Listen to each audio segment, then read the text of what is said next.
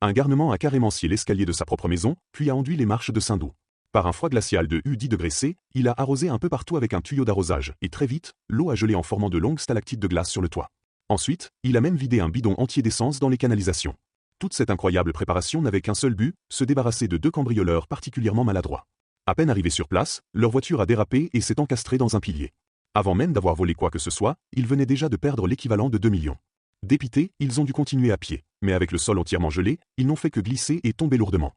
Pour limiter les risques, ils ont décidé de se séparer. L'un des voleurs a réussi à se faufiler à l'intérieur de la maison, quand soudain l'alarme s'est déclenchée. En voulant l'éteindre, il n'a pas vu qu'un minuscule clou était fixé sur le bouton. C'est alors que le garçon est apparu, armé d'un canon à billes fait maison, un tir, et le cambrioleur s'est effondré, assommé net. À son réveil, il portait un casque de réalité virtuelle, dans lequel il se voyait au bord d'un précipice. Terrorisé, il s'est mis à hurler, à sauter pour franchir le vide et a fini sa course contre une étagère. Pendant ce temps, la voleuse est entrée par l'arrière. Le garçon avait déjà disposé des dizaines de gobelets remplis de soda, avec des bonbons mentaux à l'intérieur. Résultat, une véritable armée de geysers pétillants s'est mise à jaillir et à la poursuivre dans tous les sens. Affolée, elle a pris la fuite et s'est réfugiée près de l'entrée du sous-sol. Pensant être enfin en sécurité, elle a relâché sa vigilance, grave erreur. Le garçon a activé un mécanisme et les flammes ont rapidement atteint l'essence. Les chaussures de la voleuse ont pris feu.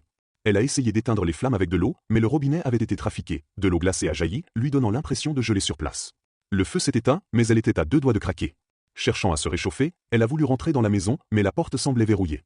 Après plusieurs chocs violents, elle a fini par comprendre que, derrière la porte, se trouvait son propre complice. À ce moment-là, le garçon a commencé à les provoquer joyeusement. Alors qu'il s'apprêtait à l'attraper, il a lâché un sac de farine sur eux. Ils n'avaient même pas repris leurs esprits qu'une bouteille de lait leur est tombée dessus. Fier de son coup, le garçon a détalé à toute vitesse.